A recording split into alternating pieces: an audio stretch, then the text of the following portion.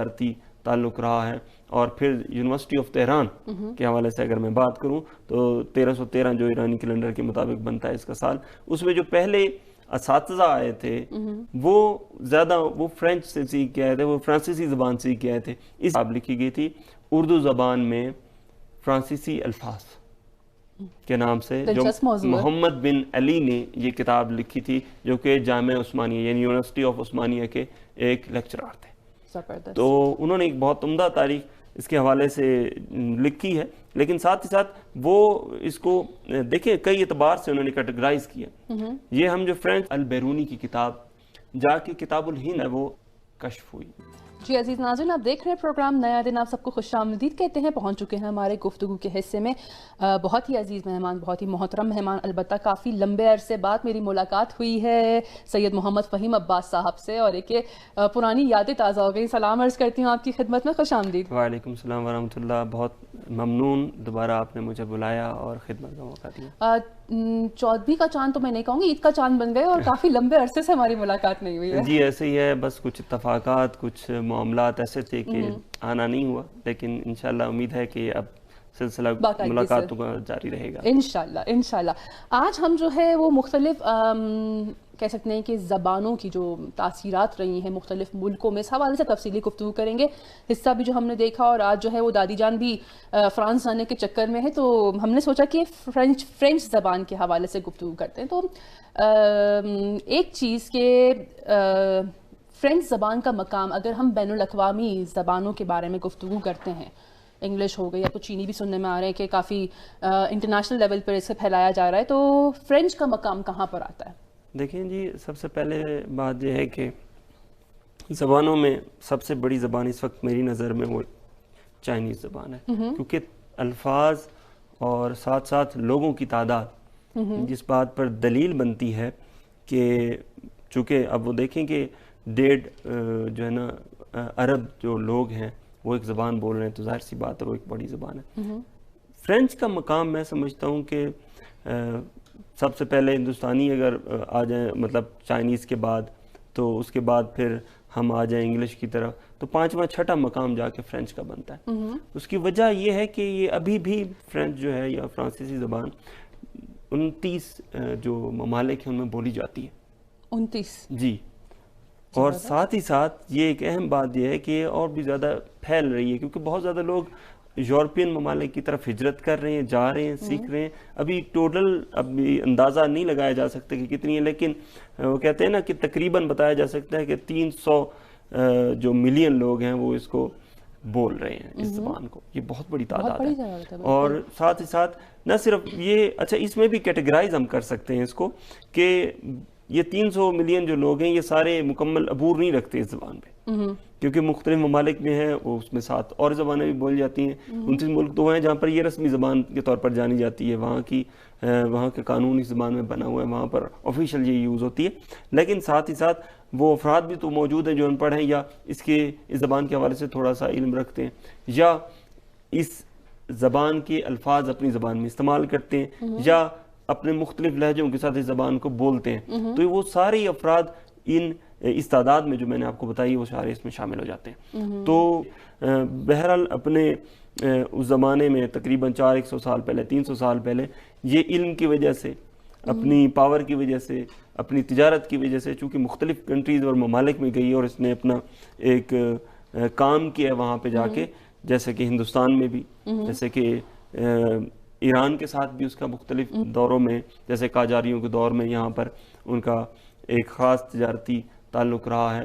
اور پھر university of Tehran کے حوالے سے اگر میں بات کروں تو 1313 جو ایرانی کیلنڈر کے مطابق بنتا ہے اس کا سال، اس میں جو پہلے اساتذہ آئے تھے وہ زیادہ وہ فرینچ سے سیکھ کے آئے تھے، وہ فرانسیسی زبان سیکھ کے آئے تھے. اسی لیے آپ فارسی زبان میں بھی اس کا بہت زیادہ اثر دیکھتے ہیں. میں جی دیکھ رہا تھا کہ دہ خدا جو کہ ایک فرہنگ دہ خدا کے نام سے جانی جاتی ہے زبان فارسی میں، تو اس میں جو الفاظ ہیں فرانسیسی زبان کے وہ 820 ہیں.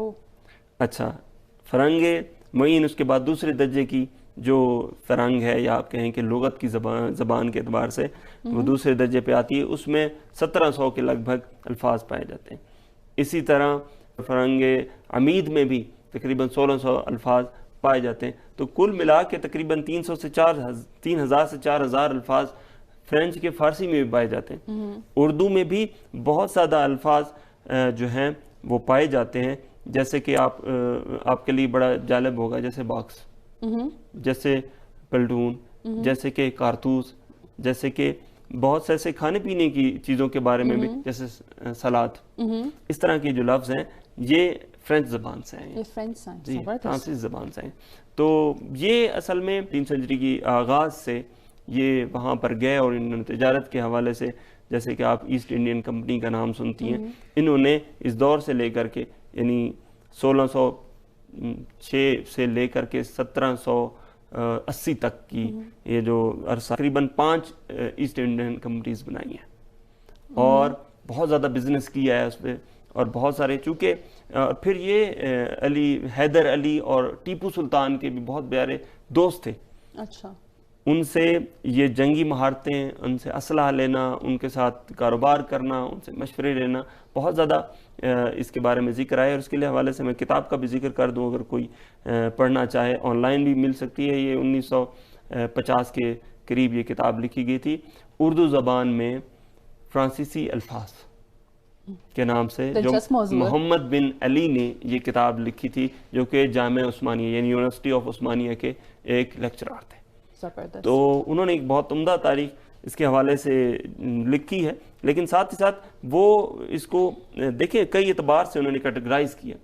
یہ ہم جو فرینچ کہتے ہیں، فرانسیسی زبان کہتے ہیں، چونکہ اس میں جب یہ لاطینی الفاظ یا حروف آئے، اس کے بعد چونکہ انگلش میں بھی یہ جانے لگے، اور انگلش کے انفلوئنس سے، اچھا اس کے علاوہ اٹلی کے طرف سے، جرمنی کی طرف سے بہت سارے یہ ممالک ہیں یہ جن کی لینگویجز سے یہ فرانسیسی الفاظ ہماری اردو میں آئے ہیں، یہ ہندوستانی زبان میں آئے ہیں. تو ان کی تعداد بھی کافی ہے، لیکن یہ ہے کہ جو انہوں نے لکھا تو وہ اس کا خلاصہ یہی ہے. چونکہ دیکھیں کوئی بھی زبان، چاہے آپ عربک سے لیں، فارسی، مطلب اردو، ہندی، جو بھی ہماری علاقائی زبانیں ہیں، کوئی بھی دنیا کی زبان نہیں ہے کہ جس میں دوسری زبانوں کا انفلوئنس نہ ہو یا الفاظ نہ ہو، کسی نہ کسی اعتبار سے.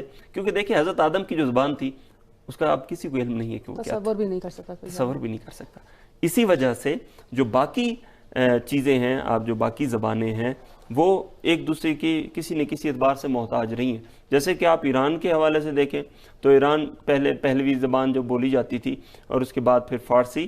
تو اس فارسی یا فارسی کے میں جو الفاظ آئے ہیں فرانسیسی کے، اس سے پہلے جو پہلا دور تھا، عربک والوں نے جب ایران کو فتح کیا تو عربی زبان کا انفلوئنس آ گیا.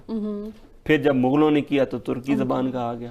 پھر جب فرانس کے ساتھ ان کے تعلقات بڑھے تو فرانسیسی لفظ آنے لگے. تو یہ سلسلہ ہر زبان کے ساتھ جس طرح انگلش کا یا فارسی کا خود اردو زبان پر بہت زیادہ اثر ہونا، عربی یا ترکی زبان کا اثر ہونا، اسی طرح فرانس کا اس کے بعد میں ہونا، یہ ان سارے اس خطے میں یہ ایک تسلسل کے ساتھ یہ سلسلہ چلتا آ رہا ہے. اور میں یہ اردو زبان کے حوالے سے ایک اور بڑی عمدہ بات آپ کے لیے ذکر کروں کہ ایک لفظ ہے PIE، کہ اس لینگویج کا تعلق نہ صرف ترکی، فارسی، عربک کے ساتھ ہے، بلکہ دنیا کی ابتدائی جو، حالانکہ چونکہ سنسکرت یا پہلوی یا فارسی جو پہلی زبانوں میں سے شمار ہوتی ہیں ان خطوں کی، یہ ان کے آغاز کے ساتھ اس کا آغاز جا کے جڑتا ہے، کیونکہ اس کی اصالت سنسکرت زبان اور ہندی زبان سے آئی ہے. یعنی انسانوں کی جو پہلی زبانیں ہیں ان سے جا کے یہ زبان جو ہے ہماری. جی زبردست. اکثر ابھی فرینچ زبان کے حوالے سے جو تھوڑا بہت میں نے دیکھا ہے، آپ اگر دیکھتے ہیں مختلف موویز میں یا حتیٰ مختلف لوگوں سے جب آپ کی ملاقات ہوتی ہے، فہیم عباس صاحب وہ زیادہ جب کلاسی خود کو دکھانا چاہتے ہیں، یعنی مثلا ہائی فائی ہیں تو مثلا بونجور یا میکسی جو ان کا کہنا رہتا ہے، یعنی مرسی جو کہتے ہیں دراصل، یا بون ایپیٹائٹ ہو گیا، جو اپنے الفاظ میں آپ کو آتی بھی نہیں لیکن اس کا استعمال کرنا ضروری نہیں، کافی کلاسی زبان دیکھا جاتا ہے. اس کے ادبیات کے حوالے سے ہم بات کرتے ہیں. بڑے رائٹرز رہ چکے ہیں، خود پوئٹس رہ چکے ہیں فرینچ زبان کے، اور جن کو ہم دیکھتے ہیں کہ ان کی وہ پوئمز یا کتابیں جو ہیں وہ ٹرانسلیٹ ہوئی ہیں، اور ایک طرح سے انہوں نے فرینچ کلچر کو بھی دکھانے کی کوشش کی ہے. لٹل پرنسس جو ہے خود یہ کتاب میں پڑھ چکی ہوں، اور بہت ہی خوبصورت سٹوری ہے دراصل. تو یہ کہ کہہ سکتے ہیں کہ فرینچ ادبیات نے کتنی مدد کی ہے اس زبان کو اور اجاگر کرنے کی یا لوگوں میں عام کرنے کی. دیکھیں جی، اس کی اہمیت کی طرف میں یوں اگر اشارہ کروں تو دنیا کے 2 نوبل ایوارڈ صرف ادبیات فرانس کو مل چکے ہیں، جس میں ایک خاتون ہے کویت اور ایک امیل زولا۔ امیل زولا یہ 2 افراد ہیں جن ایک کو یعنی 20ویں صدی کے آغاز میں ملا تھا امیل زولا کو، اور دوسرے جو ہیں خاتون ہیں وہ ہیں کولٹ۔ تو کولٹ کو جو ہے مڈ آف 20s میں جا کے ملا سنچری میں۔ تو میں یہ سمجھتا ہوں کہ کسی بھی چیز میں جب آپ کا کام ایک اچھی حد تک پہنچتا ہے تو لوگ ان کو فالو کرتے ہیں۔ ہمارے جتنے بھی زمانے یا دور ادوار گزرے ہیں، ہم اکثر افراد جو ہے نا وہ دوسروں کو کاپی کرتے ہیں، دوسروں سے یاد کرتے ہیں۔ انوینٹر بہت کم ہوتے ہیں، انکشاف کرنے والے بہت کم ہوتے ہیں۔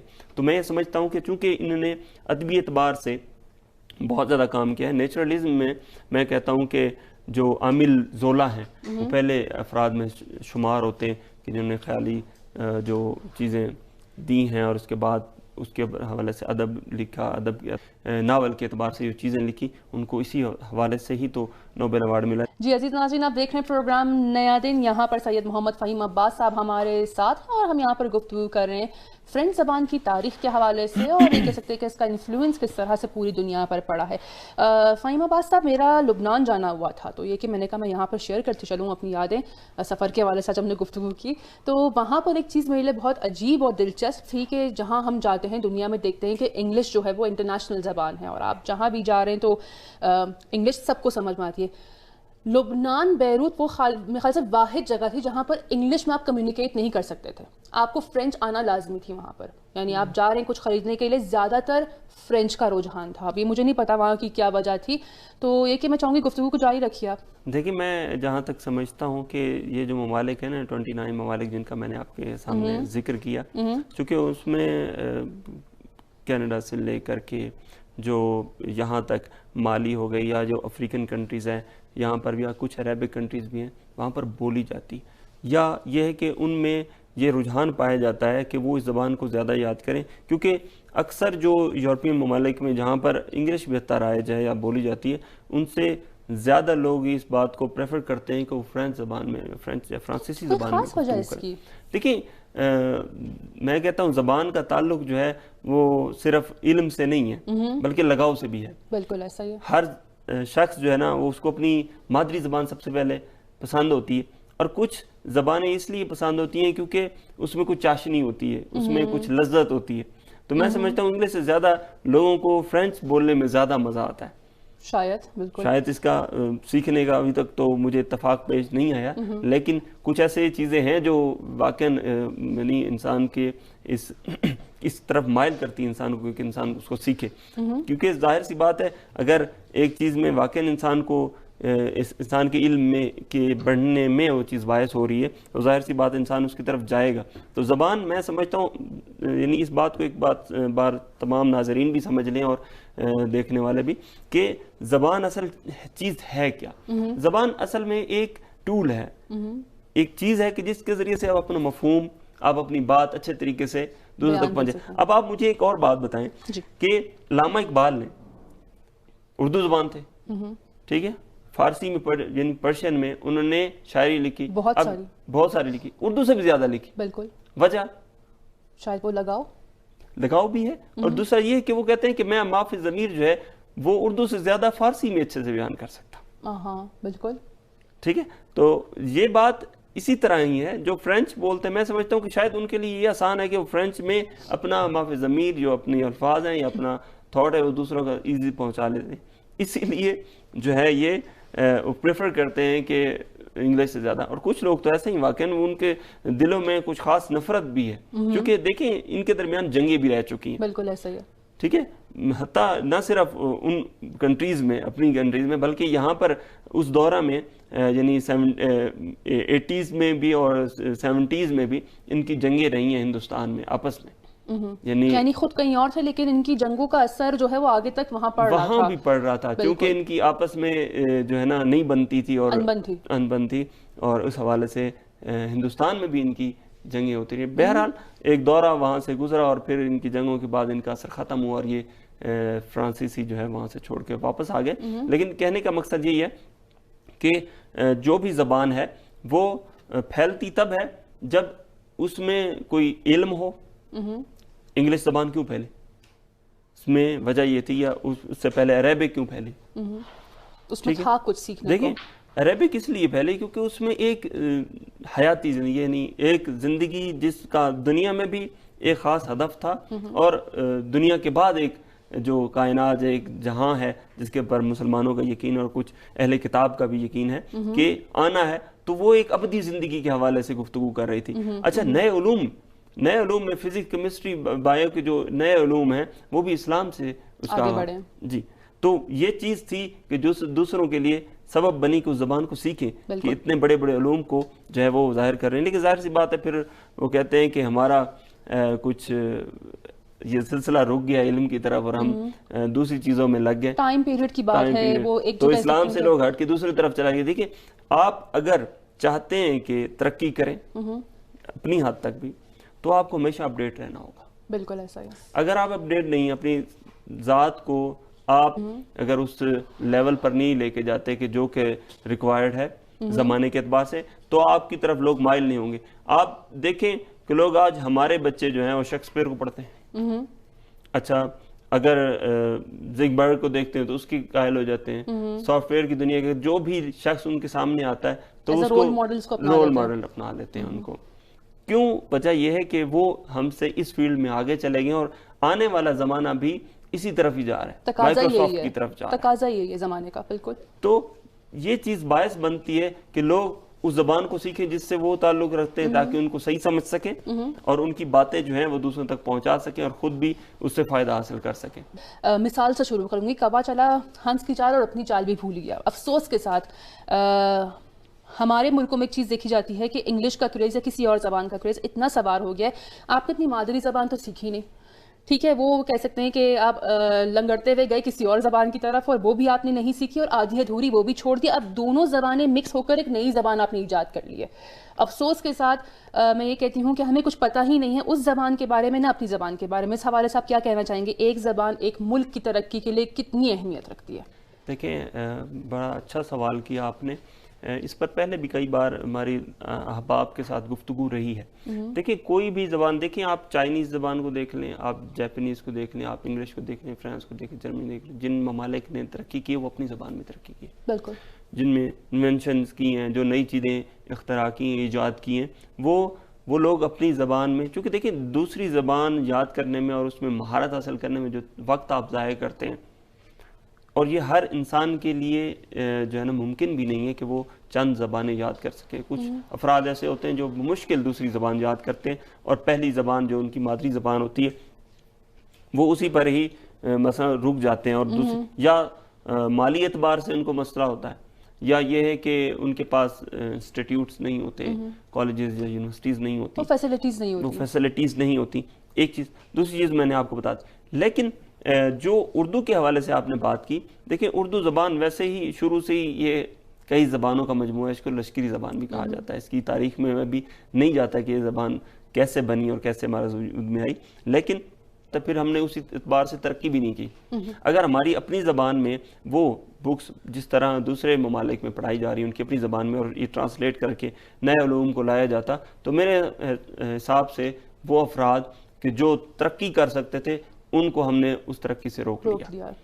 ٹھیک ہے، ان کے لیے ایک بیریئر بنا دیا کہ اگر آپ دوسری زبان یاد کریں گے یا وہ سیکھیں گے تو آپ اس لیول تک پہنچ سکتے ہیں. آپ ڈاکٹر بن سکتے ہیں، آپ انجینئر بن سکتے ہیں، آپ فلسفہ بن سکتے ہیں یا فلاسفر بن سکتے ہیں، یا آپ کوئی اور علم حاصل کر سکتے ہیں. تو میں کہتا ہوں کہ یہ ہماری نسلوں پر ہم نے بہت بڑا ظلم کیا. بالکل ایسا ہی. تو یہ ظلم کا سلسلہ جب سے بھی شروع ہوا، جس نے بھی کیا، یہ ایک میں کہتا ہوں انسانیت کے ساتھ ظلم ہے. اور وہ ممالک یقیناً اس اعتبار سے ترقی یافتہ بھی نہیں ہے. کیوں؟ کیونکہ وجہ یہ ہے کہ انہوں نے اپنی اصالت چھوڑ دی، پہچان اپنی بھول گئے. زبان ایک میں کہتا ہوں، وہ کہتے ہیں فارسی میں فرہنگ کہتے ہیں اور اردو میں ہم ثقافت کہتے ہیں. تو زبان ہی سب ان چیزوں کی بنیاد ہے. اگر ہم زبان چھوڑ دیں گے اپنی، تو ہم اپنا کلچر اور اپنی ثقافت بھی بھول جائیں گے. ہماری ہمارے اس خطے میں جو زبانیں بولی جاتی تھیں ان کا خاص کلچر تھا، ان کے خاص اقدار تھے، ان کے خاص رہن سہن کا ایک طریقہ کار تھا.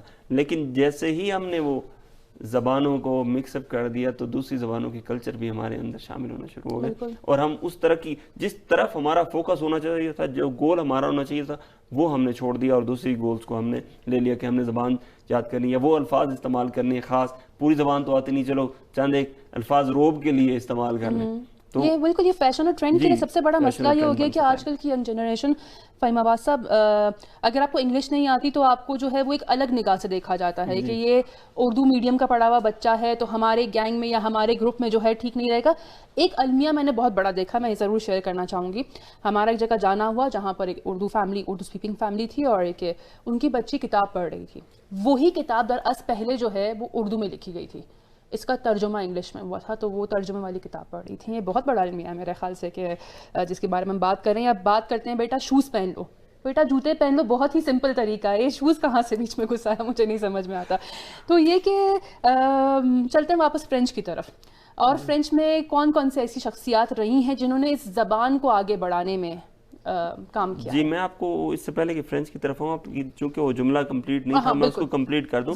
کتاب الہند ابھی کچھ یہ 1950s کی جو سینچری ہے، یہ یعنی 20 سینچری میں مڈ میں جا کے کتاب الہند جو ہے وہ البیرونی کی کتاب کشف ہوئی. مطلب ایک جگہ پر تھی، پہلے گم گئی. دیکھیں البیرونی وہ شخصیت ہیں کہ جو بہرحال اس خطے میں گئے اور انہوں نے سنسکرت ایجاد کی، اور اس پورے ہمارے جو ہندوستان تھا، جو پہلا ملک تھا ہمارا، اس میں سارا جو ان کا کلچر تھا، اور کئی قسم کے اس میں قبیلے پائے جاتے ہیں، کئی قسم اس کے جو مذاہب ہیں، دین ہیں، کلچرز ہیں، جو ان کی زبانیں ہیں وہ پائی جاتی ہیں.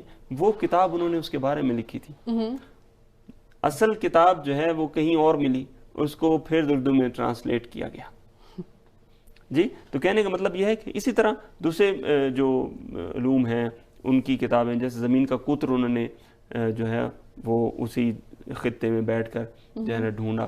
تو بہرحال اب جو میں ولٹر ایک شخص ہے، مختصر سا وقت ہے جی ہمارے پاس، بس 2-3 شخصیات کا نام لے کے میں اس کو اختتام کی طرف لے جاتا ہوں. دیکھیں ولٹر جو ہیں یہ بھی بہت بڑے شاعر، ناول نگار اور فرانس زبان کے گزرے ہیں. اسی طرح ہوگو بہت بڑے شاعر، تو اپنی بات جی وہ بہت بڑے شاعر اور افسانہ نگار اور ناول نگار گزرے ہیں. اس طرح شارلر بولڈر بھی اس طرح مقالہ نگار اور مترجم گزرے ہیں. تو یہ وہ شخصیات ہیں کہ جو میں کہتا ہوں کہ تاج ہیں فرانسیسی زبان کا، اور فرینچ زبان کے فروغ میں انہوں نے کافی کام کیا ہے. بہت شکریہ سید محمد فہیم عباس صاحب، آپ تشریف لائے. بہت ہی زبردست اور معلوماتی گفتگو رہی. میں شکریہ ادا کرتی ہوں آپ کا کہ آپ تشریف لائے.